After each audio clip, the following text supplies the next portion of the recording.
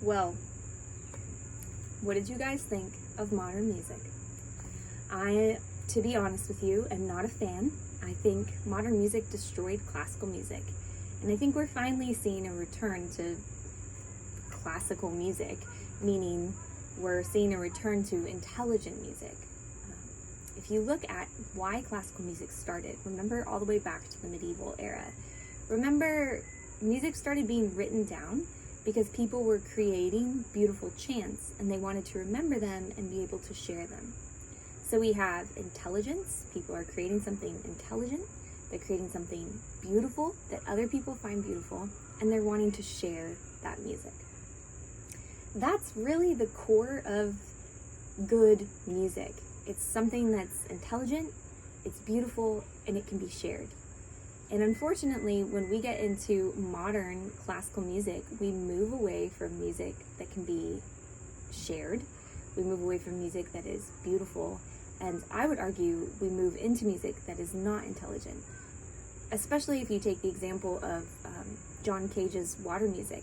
What part of his brain is he using to pour water on a plant or to go strike some strings on the piano? He's not using much to do that.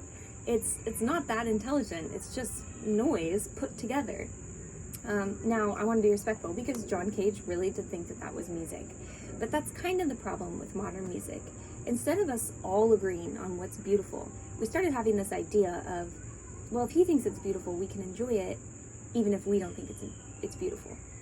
But that's really what killed classical music. People stopped going to classical music concerts because the music didn't make sense, it didn't seem intelligent, it wasn't beautiful to most people, and it couldn't be enjoyed and shared between people. People didn't understand what was happening. And so classical music kind of died in that sense. But the good news is it really was kept alive in other genres of music, which we're not going to be studying this summer, but might be what we study next summer. We have jazz music that took some of the orchestra instruments and some songs from Africa and mixed together to create this beautiful, intense, intelligent, changing, relatable, danceable music. And where did that all find its start? It's found its start in folk song, which is exactly where classical music found its start anyways, and in instruments from the orchestra. You could also take folk music, fiddle music, country music. Those instruments found their start in the medieval era, and they always were around in these folk instruments like guitars and lutes and lyres and fiddles. And eventually that continues to grow, and you have this intelligent, beautiful, shareable music. So the question for us to think about is, what's going to happen to classical music now?